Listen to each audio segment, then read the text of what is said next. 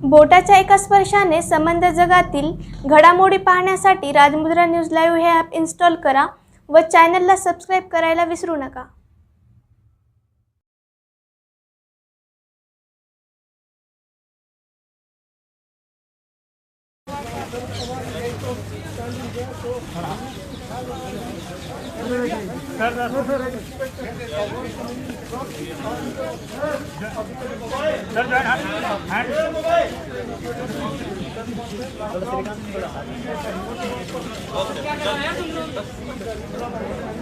Hello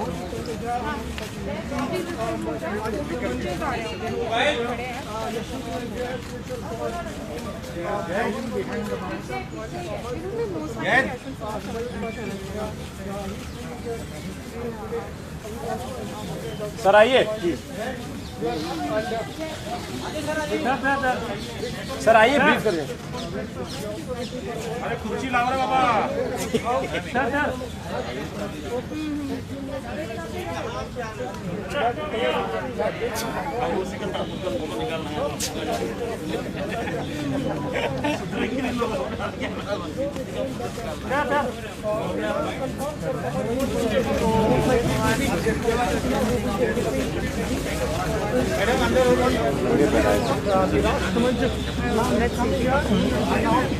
Sanjay is from Congress. Hello.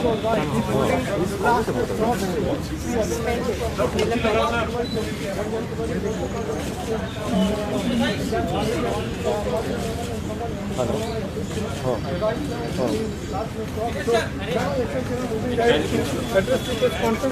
We will be hearing what he says, but this meeting has officially come. Now Yashwant Sinha coming here to address the press conference. So let's hear what share लगवा दीजिए, share लगवा दीजिए, share लगवाइए, फिर sir का उस level में आएगा। Mic बहुत नीचे है।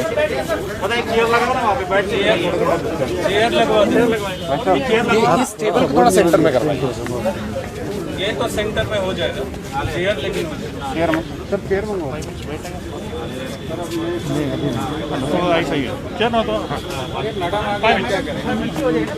ठीक है, यहाँ से बोलते हैं। सर इतने नीचे माइक का आवाज कैच नहीं करेगा। चेयर के लिए प्लीज बोल सकते। हाँ, दो चेयर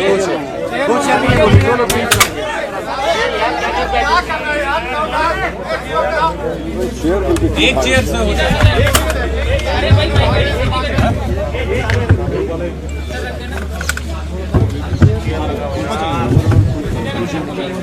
शांत हो जाए।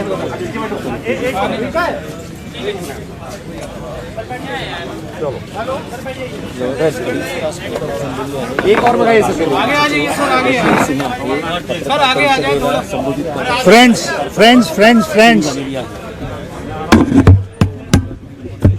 आप लोग बहुत देर से यहाँ इंतजार कर रहे हैं। कैसे होगा यार?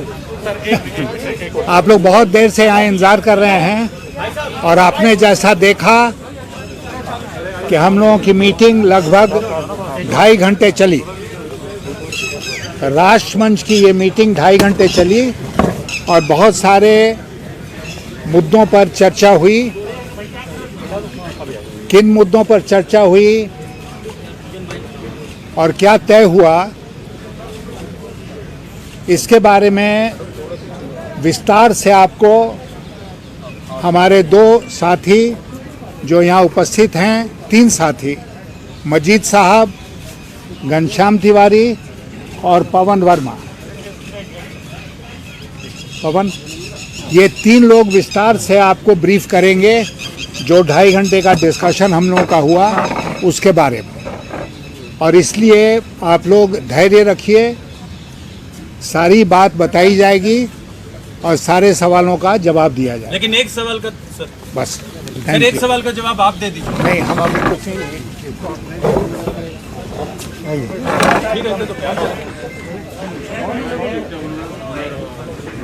घनश्याम, कौन सर? क्या कहें? शुरू करिए। Sir you can start. आगे कर लीजिए कुर्सी। देखिए, सबसे पहले तो एक बात का खुलासा करना बहुत ज़रूरी है, क्योंकि मीडिया में पिछले 24 घंटों से जो खबरें आ रही हैं, चाहे वो इलेक्ट्रॉनिक मीडिया हो या इवन प्रिंट मीडिया हो, कि ये राष्ट्रमंच की सभा एंटी बीजेपी पॉलिटिकल पार्टीज़ को इकट्ठा करने के लिए शरद पवार जी ने बुलवाई, ऐसी कोई बात नहीं है। सबसे पहले तो मैं ये कहना चाहूँगा कि ये सभा शरद पवार साहब के मकान पर हुई है, लेकिन ये शरद पवार साहब ने नहीं बुलवाई है। पहली बात, ये सभा राष्ट्रमंच के प्रमुख हमारे यशवंत सिन्हा जी की तरफ से बुलाई गई थी और हम सब जो राष्ट्रमंच के फाउंडिंग मेंबर्स हैं या कार्यकर्ता हैं, हम लोगों ने सब सहयोग के साथ इस सभा का आयोजन किया था। दूसरी बात, ये प्रचार हो रहा है कि ये एक राजनीतिक बड़ा कदम उठाया जा रहा है शरद पवार साहब के ज़रिए और जिसमें कांग्रेस को अलग थलग छोड़ दिया गया है। ये बात भी गलत है। न तो राजनीतिक दृष्टि से कोई डिस्क्रिमिनेशन या कोई एक्सक्लूजन हुआ है। हमने उन मेंबरों को बुलाया है जो उस किस्म के हमारी आइडियोलॉजी जो है राष्ट्रमंच की उसको सब्सक्राइब करते हैं, तो जिसमें सभी राजनीतिक पक्षों के लोग आ सकते हैं, इसमें कोई राजनीतिक मतभेद नहीं था। तीसरी बात, ये भी खुलासा आवश्यक है, कांग्रेस के भी मेंबरों को इसमें निमंत्रण मैंने खुद दिया है। मैं 5 कांग्रेस के एमपी के नाम दे सकता हूं, जिनमें विवेक तनखा जी, मनीष तिवारी जी, कपिल सिब्बल जी, डॉक्टर अभिषेक मनु सिंघवी जी, शत्रुघ्न सिन्हा जी। मगर कुछ लोगों की तो जेन्युइन डिफ़िकल्टी उन्होंने हमसे कही कि भाई मैं दिल्ली में नहीं हूँ, मैं पहुँच नहीं पाऊँगा, मगर हमें आप अपने साथ समझिए। इस तरह के हमें मैसेजेस आए हैं। तो ये कोई कांग्रेस का बाइकॉट या कांग्रेस को अलग रखने के लिए एक कोई बड़ा गठबंधन बन रहा है, इस तरह का विचार जो चल रहा है ये पूरी तरह से गलत है। अब आज की सभा में विशेष तौर पर आज की ये एक मंच का जो आइडियोलॉजी है और मंच का जो कार्यक्रम है उसके तहत ये तय हुआ है कि पॉलिटिकल, इकोनॉमिक और सोशल वातावरण जो आज देश में बना है उसको बेहतर बनाने के लिए, उसको ठीक करने के लिए राष्ट्र मंच का क्या रोल होगा, इस पर सुझाव सबको सुना गया और इसमें अच्छे नॉन पॉलिटिकल लोग भी रहे जिनको सुना गया। जावेद साहब ने अपनी बात रखी, जावेद अख्तर साहब ने, और जस्टिस AP शाह साहब ने भी अपनी बात रखी। तो ये कोई एक राजनीतिक कार्यक्रम नहीं था जिसको गलत तरीके से प्रचार करना सही नहीं होगा, नाइंसाफ़ी होगी। अब वो इस मुद्दे में किसने क्या कहा और अल्टीमेटली क्या तय हुआ, ये हमारे साथी समाजवादी पार्टी के हमारे स्पोक्स पर्सन और हमारे फाउंडर मेंबर घनश्याम जी बताएंगे। नमस्कार साथियों, बहुत बहुत धन्यवाद आप सभी लोगों का कि आप सभी लोगों ने इतने समय तक इस चर्चा का आप लोग हिस्सा रहे। हालांकि चर्चा अंदर हो रही थी, लेकिन चर्चा के विषय में चर्चा पूरे देश में हो रही थी और इसमें आप सब लोगों की बहुत बड़ी भूमिका है, तो इसके लिए मैं आप सभी को धन्यवाद देता हूं। राष्ट्रमंच की ये प्रथम बैठक है जिसमें सभी साथी जो आ सके, जो सदस्य पहले भी आते रहे हैं, पार्टियों के दायरे से ऊपर उठ करके राष्ट्र के मुद्दों पर अपनी सोच रखने वाले, पब्लिक लाइफ में एक ऊंची स्टैंडिंग रखने वाले, ऐसे सभी लोग राष्ट्रमंच का हिस्सा रहे हैं। तो आज जो चर्चाएं हुई, सबसे पहले मैं उसका निचोड़ बताना चाहता हूं। जो सबसे महत्वपूर्ण निचोड़ है उसका वो ये है कि इस देश में बेहद आवश्यक है कि एक ऑल्टरनेट विजन तैयार किया जाए, एक ऐसी सोच तैयार की जाए जो वाकई इस देश के ज्वलंत मुद्दों पर, जिससे देश का आम नागरिक जुड़ा रहता है और जिससे वो आगे बढ़ने की सोच सकता है, उन मुद्दों पर वो सोच बुलंद हो। तो उस ऑल्टरनेट विजन के लिए राष्ट्रमंच ने अधिकृत किया है कि यशवंत सिन्हा जी, जो कि इसके मुख्य फाउंडर हैं, कन्वीनर हैं, वो एक टीम गठित करेंगे जो हर प्रकार के मुद्दे पर एक मजबूत विजन देश को देगा। इस विजन का हिस्सा देश के नागरिक होंगे, देश की सामाजिक संस्थाएं होंगी, राजनीतिक दल इस विजन का हिस्सा बनेंगे और इस तरीके से ऐसा नहीं होगा कि हमारे युवा देश में विजन का अकाल हो और खासकर सिर्फ इसलिए अकाल हो जाए कि मौजूदा सरकार किसी विजन पर काम नहीं कर रही। तो एक पहला निचोड़ इसका ये है, उस विजन में तमाम चीज़ें होंगी। आप सभी लोग ग्राउंड पे कवर करते हैं, चाहे वो अर्थव्यवस्था की बात हो, बेरोजगारी की बात हो, किसान के मुद्दे हों, महंगाई, देश की लोकतंत्र की व्यवस्था की बात हो, प्रेस की बात हो, महंगाई की बात हो, पेट्रोल डीजल की बात हो, हर तरीके का सेंटर स्टेट रिलेशनशिप हो, हर तरह के मुद्दे उस विजन का हिस्सा बनेंगे। और वो विजन इंक्लूसिव विजन होगा, वो एक पॉजिटिव विजन होगा, देश को आगे बढ़ाने वाला। वो एक कन्फ्रंटेशनल विजन की बात नहीं है, ये एक पॉजिटिव विजन की बात है अगली पीढ़ी के लिए। दूसरी बात जो बहुत महत्वपूर्ण है, जिसके बारे में मजीद सर ने कहा भी कि ये अहम है कि राष्ट्रमंच एक ऐसे मंच के रूप में रहे जो सबको सम्मिलित कर सके, जिसके पास भी राष्ट्र के निर्माण की जो भी महत्वपूर्ण सोच है, चाहे वो राजनीतिक दल है या अपने तरीके से काम करने वाला कोई सामाजिक कार्यकर्ता है, सामाजिक संगठन है, स्कूल और कॉलेज से जुड़े हुए अध्यापक हैं, शिक्षक हैं, या कॉलेजों में पढ़ने वाले वो बच्चे हैं जिनके पास अपने आने वाले भविष्य की चिंता भी है और अच्छे भारत की सोच भी है। राष्ट्रमंच उन सभी लोगों को सम्मिलित करेगा, उन लोगों को भी सम्मिलित करेगा जो देश के अंदर सोच रखते हैं, उन भारतीयों के लिए भी एक मंच प्रस्तुत करेगा जो देश के बाहर हैं लेकिन भारत के लिए एक बुलंद सोच रखते हैं। तो ये दूसरी महत्वपूर्ण बात आज राष्ट्रमंच ने तय की।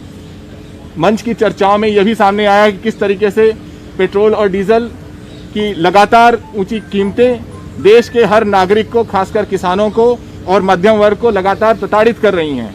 तो राष्ट्रमंच उस विषय पर भी एक आम माहौल बनाएगा कि पूरा देश एकजुट होकर के सरकार से कह सके कि हम लोगों की जेब से ये पैसा लेना आप बंद कीजिए और सरकार को नए रास्ते खोजने पड़ेंगे, लेकिन इस तरीके से देश के आम नागरिक को प्रताड़ित नहीं किया जा सकता। इस तरीके के अन्य मुद्दों पर भी राष्ट्रमंच रुख रखेगा। इसके अलावा अंततः यही कहूँगा कि राष्ट्रमंच की अगली बैठक होगी, उस अगली बैठक में आप देखेंगे कि एक बहुत विस्तृत मंच है। इस तरह की चर्चाएं कि किसी को नहीं बुलाया गया या कोई पार्टी सम्मिलित नहीं हुई, मैं चाहूँगा, हम सब चाहेंगे कि उस तरह की चर्चाएं राष्ट्रमंच के बारे में मुख्य चर्चा ना हो, बल्कि हमेशा चर्चा इस बात पे हो कि हम और किसको सम्मिलित कर सकते हैं। तो हम लगातार प्रयास करेंगे कि इस मंच में हम अन्य साथियों को सम्मिलित कर सकें। क्या ममता बनर्जी के बारे में बात हुआ कि ममता बनर्जी के नेशनल रोल के बारे में बातचीत हुई? क्या ममता बनर्जी के नेशनल रोल के बारे में बातचीत हुई? देखिए, राष्ट्रमंच में क्योंकि तमाम पार्टियों के नेता रहे, सांसद रहे, पूर्व सांसद रहे, प्रोफेसर अरुण कुमार जैसे अर्थशास्त्री रहे, जस्टिस AP शाह रहे, जावेद अख्तर जी रहे, इन सभी लोगों ने जो बातें रखी हैं वो विस्तृत हैं। वो किसी एक नेता पे केंद्रित नहीं है, वो किसी के पक्ष में या विपक्ष में नहीं है, वो इस विषय पर केंद्रित हैं कि इस देश को एक ऑल्टरनेट विजन चाहिए और इस देश में इतने ज्वलंत मुद्दे हैं और इतने कुशाग्र लोग हैं, इतने बुद्धिजीवी हैं, इतने राजनीतिक कार्यकर्ता हैं, सामाजिक कार्यकर्ता हैं कि जो उन मुद्दों को सामने पटल पे रख सकते हैं आम नागरिक के लिए। सर, विजन के जरिए ही क्या विकल्प तैयार किया जाएगा? ये बात अल्टीमेटली जो बातें उठा रहे हैं उसका समाधान एक पॉलिटिकली तरीके से देनी पड़ेगी। तो क्या मंच पॉलिटिकल सोल्यूशन देगा 2024 के चुनाव में? हम ये मानते हैं कि जब देश के मुद्दे, जो उसके मुख्य मुद्दे हैं, जो आम नागरिक के रोजमर्रा जीवन की बेहतरी से जुड़े हुए हैं, जब वो मुद्दे सामने आएंगे तो अपने आप उस तरह के सॉल्यूशन उभरेंगे। महत्वपूर्ण ये है कि नागरिक कौन सी मुद्दों को प्रधानता देता है और वो मुद्दे इस देश के भविष्य को निर्धारित करेंगे। Sir, when is the next meeting, sir?